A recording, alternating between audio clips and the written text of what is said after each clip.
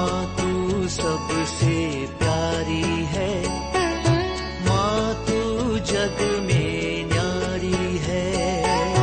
माँ तू सबसे प्यारी है, माँ तू जग में न्यारी है। अपने आंचल में रखना, अपने आंचल में रखना, हमें वरदानों से भरना। माँ तू सबसे प्यारी है, माँ तू जग में न्यारी है। माँ तू सबसे प्यारी है, माँ तू जग में न्यारी है। Mr. Rajan Samuel, a great missionary in Hindi heartland, first class with distinction.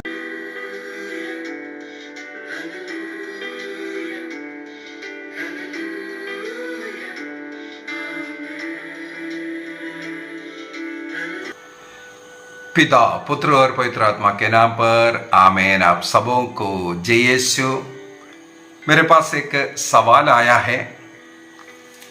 इसके पूर्व में भी इसके विषय में मैं एक दो बार क्लास ले चुका हूं, फिर भी जो सवाल आए हैं तो उसका उत्तर देना चाहूँगा। सबसे पहले वो सवाल है, याकूब अपने पत्र में, याकूब का पत्र अध्याय 2 वाक्य 14 से पढ़ेंगे। उसका हेडिंग ही ये डाला हुआ है, कर्मों के अभाव में विश्वास व्यर्थ है करके। अर्थात हमारा विश्वास यदि क्रिस्त में है तो कर्म करना भी जरूरी है, और उसी को ही याकूब बार बार सिखाते हैं। कर्म होना जरूरी है, विश्वास के अनुसार कर्म, विश्वास के अनुसार कर्म करो। मैं थोड़ा सा पढ़ लेता हूं। भाइयों, यदि कोई ये कहता है कि मैं विश्वास करता हूं किंतु उस विश्वास के अनुसार आचरण नहीं करता, तो इससे उसको क्या लाभ है? विश्वास के अनुसार कर्म होना जरूरी है करके।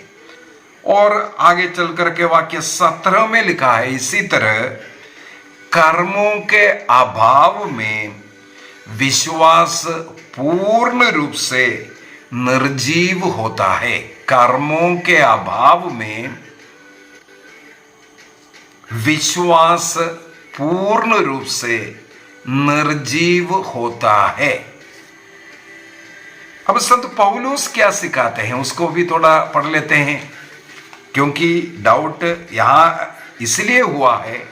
संत पौलुस कहते हैं कर्म की जरूरत नहीं है, प्रभु में विश्वास करने पर आप मुक्ति प्राप्त करेंगे। रोमियो के नाम पत्र अध्याय 3 वाक्य 28 को सबसे पहले पढ़ लेता हूं। वहां पर संत पौलुस ने लिखा है, क्योंकि हम मानते हैं कि मनुष्य संहिता के कर्म कांड द्वारा नहीं बल्कि विश्वास द्वारा पाप मुक्ति प्राप्त करता है। पाप मुक्त होने के लिए क्रिस्त में विश्वास करना है, उसमें संहिता के कर्म कांड की जरूरत नहीं है। तो उसके विषय में बहुत ज्यादा उन्होंने वर्णन किया है। वाक्य 21 से लेकर के वहां पर हेडिंग संत पौलुस का इस पत्र में वहां हेडिंग यही डाला हुआ है, विश्वास द्वारा पाप मुक्ति। और वहां पर संत याकूब कहते हैं विश्वास के अनुसार कर्म करना जरूरी है। कर्म के अभाव में विश्वास मृत है, कोई मतलब नहीं है करके। क्या इसका क्या मतलब है? एक और वचन उठाना चाहूंगा। रोमियो के नाम पत्र में अध्याय 5 वाक्य 1 में भी लिखा है, ईश्वर ने हमारे विश्वास के कारण हमें धार्मिक माना है। हम अपने प्रभु यीशु मसीह द्वारा ईश्वर से मेल बनाए रखें। विश्वास के द्वारा ईश्वर से मेल मिला कर रखना है। इस कारण हमारे विश्वास के कारण हम धार्मिक माने गए, ये बता करके दे रहा है। एक और वचन मैं उठाना चाहूंगा, एफेसियों के पत्र से उठाते हैं। एफेसियों का पत्र संत पौलुस लिखते हैं, अध्याय 2 वाक्य 8 और 9 में क्या लिखा है। एफेसियंस चैप्टर 2 वर्स 8 एंड 9, वहां पर लिखा है, उसकी कृपा ने विश्वास के द्वारा आप लोगों का उद्धार किया है। हमारा उद्धार कैसे हुआ? विश्वास के द्वारा। ईश्वर की कृपा के कारण हम लोगों को हमारे विश्वास के कारण उद्धार मिला है। यह आपके किसी पुण्य कार्य का फल का कोई परिणाम नहीं, ईश्वर की कृपा है। हम उसके द्वारा, कृपा ने विश्वास के द्वारा हमें मुक्ति दिया है करके। इस प्रकार बहुत वचन हमें पढ़ने के लिए मिलेगा कि संत पौलुस बार बार कहते हैं कि कर्म का नहीं बल्कि विश्वास की जरूरत है। गलातियों के नाम पत्र में भी, गलातियों के नाम पत्र उसके अध्याय 2 वाक्य 15-16, वहां पर भी हेडिंग यही डाला हुआ है, विश्वास द्वारा पाप मुक्ति, जस्टिफिकेशन बाय फेथ। विश्वास के द्वारा पाप मुक्ति कैसे प्राप्त होता है। और वाक्य 16 में फिर भी हम जानते हैं कि मनुष्य संहिता के कर्म कांड के द्वारा नहीं बल्कि ईसा मसीह में विश्वास द्वारा पाप मुक्त होता है। ईसा मसीह में विश्वास के द्वारा पाप मुक्त होता है, जो संहिता का कर्म कांड के द्वारा नहीं। संत पौलुस इसमें जोर डाल करके बार बार सिखाते हैं। और उसी समय पर संत याकूब अपने पत्र में बार बार बोल रहा है, यदि आप विश्वास करते हैं प्रभु में, उसके अनुसार आप कर्म कर करके दिखाओ। कर्म के अभाव में आपका विश्वास का कोई मतलब नहीं, वो निर्जीव है। जैसे शरीर में यदि आत्मा नहीं है तो आत्मा के बगैर जैसे शरीर डेड बॉडी है, निर्जीव है, उसी प्रकार हमारे कर्म नहीं है विश्वास के अनुसार तो हमारा विश्वास निर्जीव है। कंफ्यूजन हुआ है कि नहीं? क्यों ऐसा लिखा है? क्या एक दूसरे के विरोध में लिख दिया है? संत पौलुस ने जो सिखाया है उसको करेक्ट करते हुए याकूब ने लिखा है। क्या है इसका मतलब? इसको समझने के लिए सबसे पहले संत पौलुस किसको ये बातें बताया, क्यों ये बातें बताया, इसको जानना जरूरी है। आजकल हम लोग बाइबल कोर्स सीख रहा है। बाइबल का शनिवार और इतवार को उत्पत्ति ग्रंथ से शुरू हुआ। अब हम लोग संत पौलुस का ही पत्र का इंट्रोडक्शन क्लासेस वगैरह चला रहा है और रोमियो का पत्र शुरू हुआ है। रोमियो के पत्र के जब हम पढ़ते हैं उस समय पर हमें पता चलता है संत पौलुस रोमियो के लिए पत्र क्यों लिखा, उसके अंदर का ईश शास्त्र क्या है, उनके उस वचन का जस्टिफिकेशन थ्रू फेथ। मुख्य बात रोमियो का पत्र में यही है, जस्टिफिकेशन थ्रू फेथ। विश्वास के द्वारा पाप मुक्ति कैसे प्राप्त कर सकता है, यही मुख्य मुद्दा में वहां पर लिखा हुआ है। इसके पीछे के क्या कारण है? संत पौलुस जिन रोमियो के कलीसिया को जो लिखा है वो यहूदी कलीसिया है। वे लोग ये विश्वास करते हैं कि ईश्वर के वचन के अनुसार जीवन जीना जरूरी है। और हमें ये भी पता चलता है कुछ फॉल्स टीचर्स होता है, गलत शिक्षा देने वाले कुछ लोग आकर के लोगों के, विश्वासियों के बीच में कुछ भ्रामक बातें सिखाते हैं, गलत बातें सिखाते हैं। बाइबल को खोल करके वचन को ही बताएगा, देखो ईश्वर ने बोला है, खतना करना जरूरी है। जब तक खतना नहीं करेंगे हम ईश्वर का संतान नहीं बनेंगे। कहां से? बाइबल से उठा करके वचन को सुनाएगा। और लोग जिसको वचन की गहराई नहीं है, मसीह के विषय में कभी सुना नहीं है, तो वो उस विश्वास में जाकर के उनको खतने में विश्वास है। इस प्रकार कई कर्म कांड हमें मालूम है, यहूदी धर्म कई कर्म कांड बता करके दे रहा है। यहूदी नियम के अंदर अनेकों ऐसा रिचुअल से कर्म कांड है, उसके द्वारा ही हम ईश्वर का संतान पाप मुक्ति मिलेगा। ये इस प्रकार के कुछ लोग गलत शिक्षक आकर के इनके मन में भर कर रखा है। विशेषकर जो रोम में यहूदी जो क्रिश्चियन है, वो यहूदी नियम को मालूम है उनको, इसलिए वो एकदम विश्वास करें हाँ हमें ऐसे ही रहना है। लेकिन कुछ गैर यहूदी लोग हैं, उनके लिए भी ये उनके ऊपर इस खतना जैसे कार्य को एकदम जबरदस्ती थोपने का प्रयत्न। यदि जब अब आप खतना नहीं करेंगे, आप बपतिस्मा नहीं ग्रहण कर सकता, आप ईश्वर का संतान नहीं बन सकता। इस प्रकार अर्थात हम जब तक जैसे यहूदी लोग सप्ताह में 2 दिन उपवास करते हैं, शनिवार के दिन विश्राम दिवस को वो लोग मनाते हैं, ये सब आप जब तक नहीं देखेंगे आप लोगों को मुक्ति नहीं मिलेगा।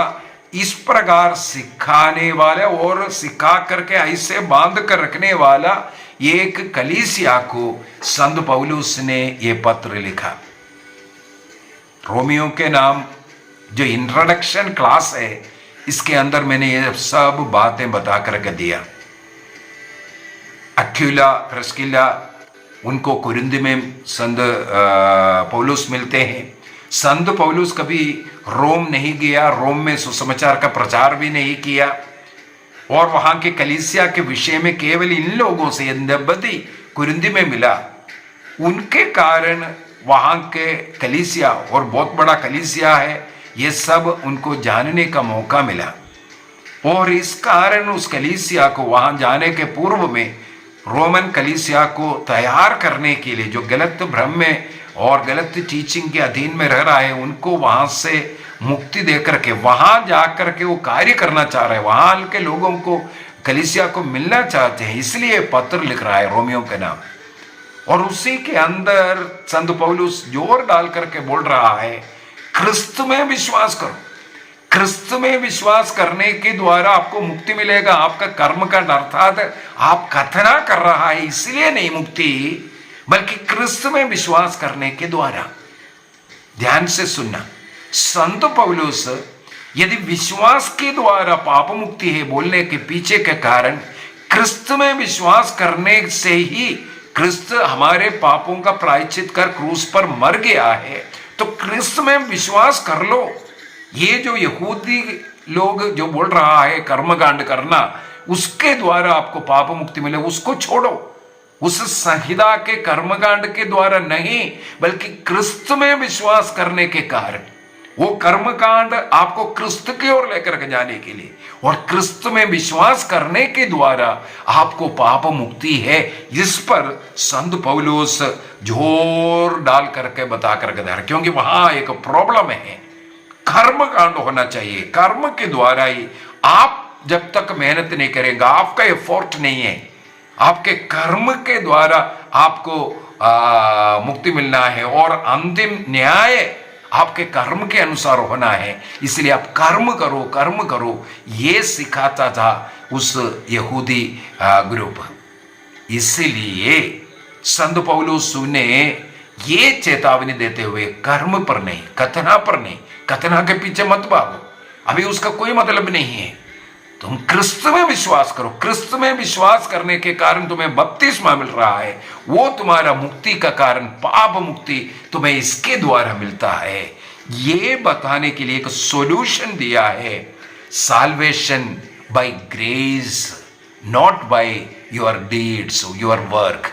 आपके कर्मकांड के द्वारा नहीं, आपको मुक्ति, आपका जस्टिफिकेशन ईसा मसीह में विश्वास करने के द्वारा फेथ के द्वारा है, इस पर जोर डाला। तो फिर याकूब ने फिर क्यों लिखा है? अभी डाउट हम लोगों को वही है। यहां पर संत पौलुस बोल रहा है कर्म पर नहीं, क्रिस्त में विश्वास कर लो तो आपको मुक्ति मिल रहा है।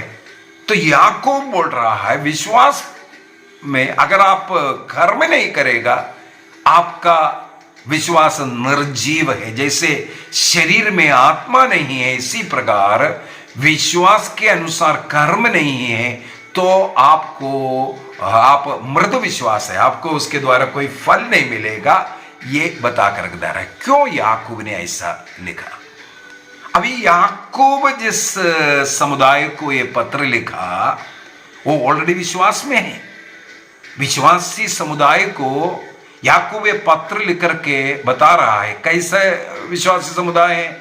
आपस में लड़ाई झगड़ा, हत्या जैसे पाप, व्यभिचार जैसे पाप, अपने भाई के साथ अन्याय करने वाले, आपके सामने एक दरिद्र है लेकिन उसकी मदद नहीं करते, वो उसके पाप के कारण वो दरिद्र है, इस प्रकार बोलने वाले। क्रिस्त में विश्वास कर रहा है लेकिन अपने भाई के साथ प्यार नहीं है।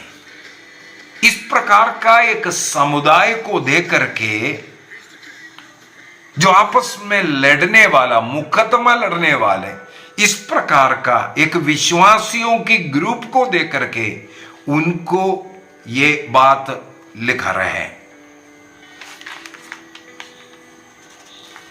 याकूब का पत्र दिया है 2 वाक्य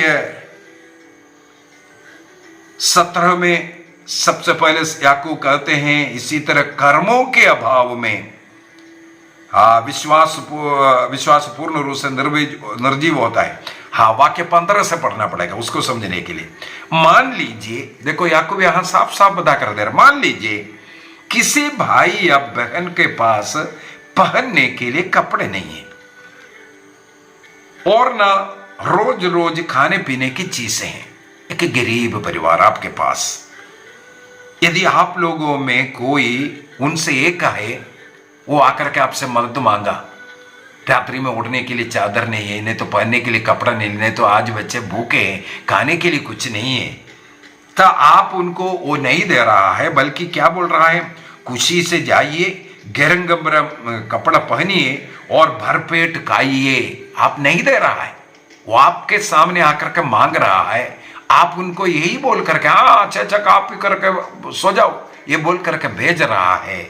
तब बोल रहा है किंतु वह उन्हें शरीर के लिए जरूरी चीजें, कपड़ा या खाना नहीं दे रहा है। तो इससे, इस विश्वास से, ऐसे लोग क्रिस्त में विश्वास करने से क्या लाभ है? इसके बाद कहते हैं इसी तरह कर्मों के अभाव में विश्वास पूर्ण रूप से निर्जीव होता है। और ऐसे मनुष्य से कोई ये कहता है कि तुम विश्वास करते हो किंतु मैं उसके अनुसार आचरण करता हूं, मुझे अपना विश्वास को तुम दिखाओ। कोई बोल रहा है मैं क्रिस्त में विश्वास कर रहा है, ये मुंह से बोल रहा है, तब दूसरा व्यक्ति बोलता है मैं उस विश्वास के अनुसार कर्म करता हूं। आप अपना विश्वास करते तो विश्वास को दिखाओ जिस पर तुम नहीं चलते, और मैं अपने आचरण द्वारा तुम्हें अपने विश्वास का प्रमाण दूंगा। आचरण, कर्म के द्वारा विश्वास का प्रमाण कोई दे रहा है कि वही केवल विश्वास मुंह से बोल रहा है, हम विश्वास करते हैं लेकिन उसके पास वो कर्म नहीं है। अभी वाक्य 19 में लिखा है तुम विश्वास करते हो कि केवल एक ही ईश्वर है, अच्छा करते हो।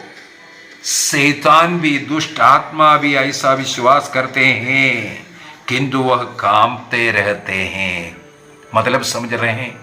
इसका मतलब संत पौलुस याकूब यहां पर ये समझाते हैं कि यदि हम विश्वास करते हैं तो हमें विश्वास के अनुसार कर्म होना चाहिए। कई लोग Bible Bible Bible Bible Catholic church के अंदर सिखाता नहीं, ये है वो है, पता नहीं क्या क्या आरोप लगाता है। अभी हाल ही में भी मैं देख रहा कई लोग कि मैं कैथोलिक हूँ, लेकिन हमारे चर्च के अंदर फादर लोग गलत है, सिस्टर लोग गलत है, अयाशी कर, पता नहीं क्या क्या डायलॉग लिख रहा है ना। कैथोलिक हूँ लेकिन मैं चर्च के नियम के अनुसार नहीं चलता है। चर्च के नियम के अनुसार नहीं चलने वाला कैथोलिक कैसे हो सकता है भाई? कैथोलिक चर्च भी संत याकूब का यही कथन कहते हैं। यदि कोई बाइबल रख करके बोल रहा है मैं क्रिस्त में विश्वास करता हूं और अपने भाई की निंदा करता है, भाई की मदद नहीं करता, तो उसका उस विश्वास से क्या फायदा? संत याकूब यही पूछता है। यदि भूखा है उसको खिलाते नहीं है, जो नंगा है उन्हें पहनाता नहीं है, यदि आप बोल रहा है कि मैं विश्वास करता हूं, इससे क्या फायदा? इसलिए बोल रहे विश्वास करते हैं तो उसको दिखाना है कर्म के द्वारा दिखाना है। एक अंग्रेजी में एक अच्छा एक कहावत में बोल करके देता हूं, वहां पर लिखा है work do not produce salvation. ध्यान से सुनना, work do not produce salvation. हमारा कर्म हमें मुक्ति नहीं देता है। आगे क्या लिखा है? Salvation produces work. हमें अगर क्रिस्त में विश्वास किया है, वो क्रिस्त में वो विश्वास, वो मुक्ति हमें कर्म कांड में लेकर के जाना है। अभी याद कीजिए, प्रभु ईसा मसीह सुसमाचार सुनाते हुए यही कहा, पश्चाताप करो, सुसमाचार में विश्वास करो, क्योंकि स्वर्ग का राज निकट आ गया है। और संत यूहन्ना बपतिस्ता कहते हैं यदि आप पश्चाताप करते हैं तो पश्चाताप का उचित फल दिखाओ। यही बात है, हमें स्वर्ग राज्य चाहिए तो पश्चाताप होना जरूरी है। यदि हम बोलने से, मुंह से बोल रहे हैं हम पश्चाताप करते, हमने गलती किया, ये काफी नहीं है। उसके अनुसार कर्म दिखना है। अब इसको और मैं क्लियर करता हूं। संत पौलुस भी और याकूब दोनों अपने इस बात को स्थापित करने के लिए अब्राहम का उदाहरण लिया। संत पौलुस कहते हैं अब्राहम ने ईश्वर में विश्वास किया, इसलिए वो धार्मिक माना गया। रोमियो का पत्र दिया है 4 के अंदर बहुत ही सुंदर तरीके से अब्राहम का जीवन का उदाहरण ही लिख रखा है। 65 साल के उम्र में अब्राहम को जब ईश्वर ने बुलाया, वो निसंतान है, उनकी पत्नी 75 साल में अब्राहम को बुलाया। उस समय पर 65 साल की उनकी पत्नी सारा एक बांझ बुजुर्ग औरत है, कोई संतान नहीं है। प्रभु ने उससे कहा आकाश की ओर देखो, तारों की तरह, समुद्र की रेत कणों की तरह तुम्हारा संतान होगा। वहां पर लिखा है अब्राहम ईश्वर में विश्वास किया। क्या अगले साल संतान हुआ? 10 साल हुआ, संतान हुआ। 25 साल अर्थात अब्राहम जब 100 साल का हुआ, 90 साल के उस बांझ बुढ़ी सारा इसहाक को जन्म दिया।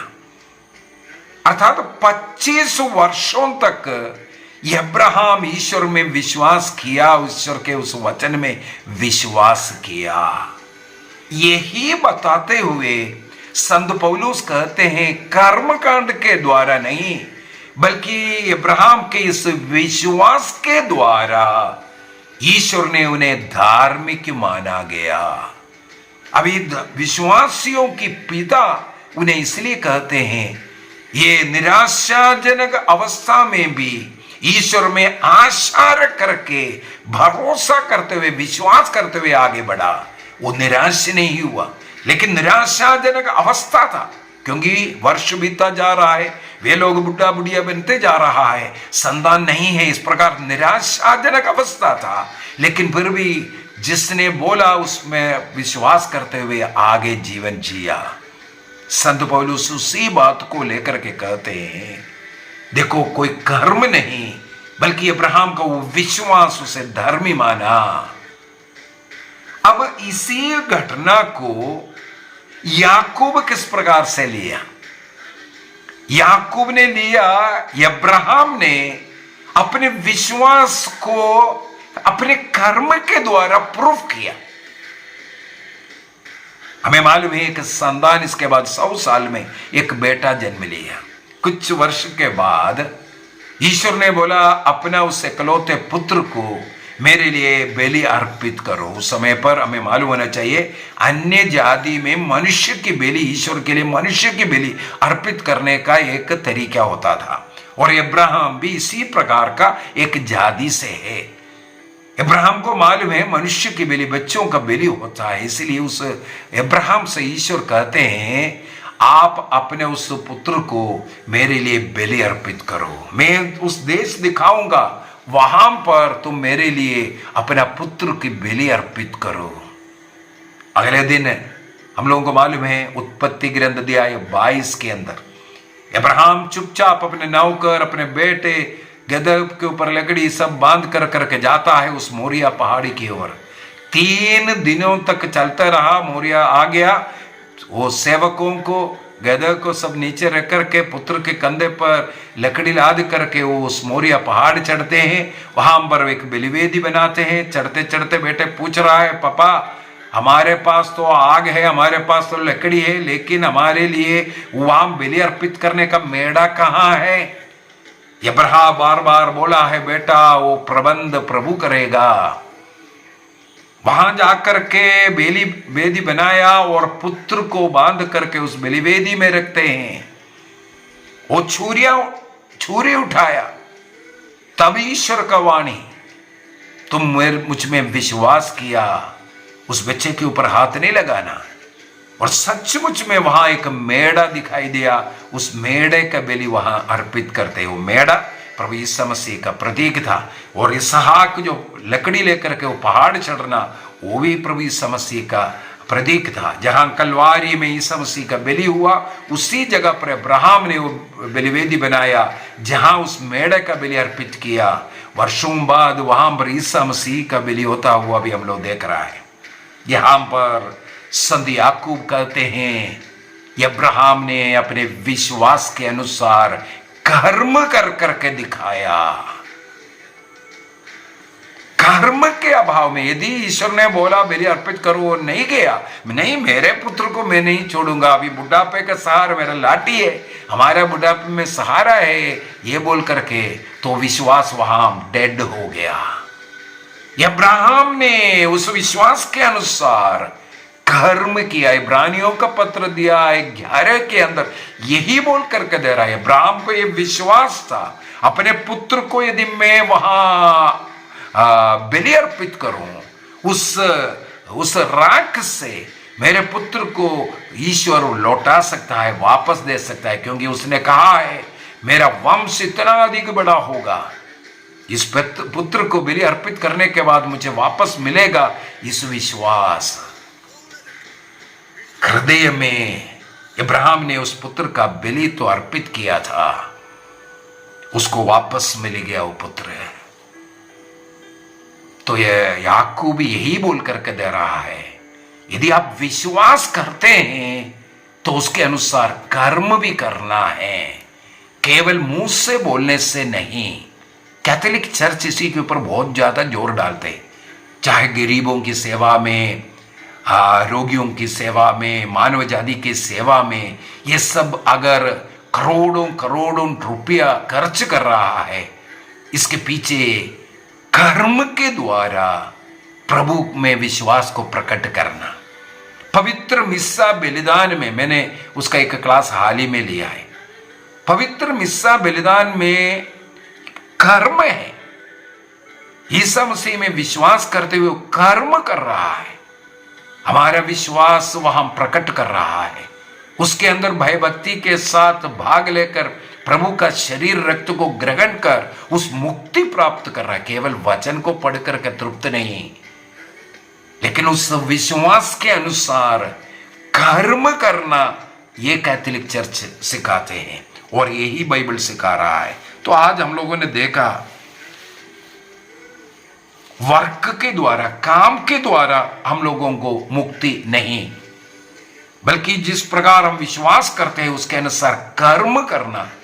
इसका मतलब विश्वास से कर्म उत्पन्न होता है। कर्म से हमारा विश्वास या मुक्ति नहीं, बल्कि जिस प्रकार हम मुक्ति का विश्वास कर रहा है, क्रिस्त में विश्वास कर रहा है, वो हमें कर्म में लेकर के जाना है। संत याकूब जो सिखाया वो भी 100% करेक्ट है। संत पौलुस ने जो सिखाया वो भी 100% सही है। वो जिन लोगों को लिखा, जिस उद्देश्य से लिखा, उन दोनों, वहां दोनों पार्टियों में, पौलुस की कलीसिया और याकूब की कलीसिया का इस प्रकार का मन परिवर्तन की जरूरत है। और आज हम लोगों को केवल मुंह से बोल रहे हैं मैं विश्वास करता हूं, ये काम नहीं चलेगा। उस विश्वास का कर्म को हमें कर करके दिखाना है। यही इस क्लास के अंदर हमें सिखा रहा है। आइए हम अपनी आंखें बंद करें और एक निर्णय करें, केवल मैं मुंह से विश्वास करने वाला नहीं, बाइबल पढ़ करके कुछ वचनों को बाय हार्ट करना या अन्य लोगों को बाइबल का वचन सुनाना, इसमें काफी नहीं है। हमारा जीवन, हमारा कर्म, हमारे प्रवृत्ति ये दिखाना है मैं एक क्रिस्ती हूं, क्रिस्त विश्वासी हूं, मैं क्रिस्त के द्वारा मुक्ति प्राप्त किया हूं। मेरा कर्म वो दिखाना चाहिए। यूहन्ना बपतिस्ता ये कहते हैं पश्चाताप का उचित फल दिखाओ। फल होना चाहिए, फ्रूट से। ईसा मसीह ने भी कहा मत्ती का सुसमाचार अध्याय 7 में और मत्ती का सुसमाचार अध्याय 12 में, फल से वृक्ष का पहचान होना है। फल होना बहुत ही जरूरी है। हमारा विश्वास को हमारे कर्मों के द्वारा प्रकट करना है। कर्म के द्वारा मुक्ति नहीं, बल्कि जो मुक्ति प्राप्त लोग कर्म करते हुए उस मुक्ति को प्रकट करना है। प्रभु हम सबों को आशीष दे, पिता, पुत्र और पवित्र आत्मा के नाम पर आमीन। आप सबों को जय यीशु।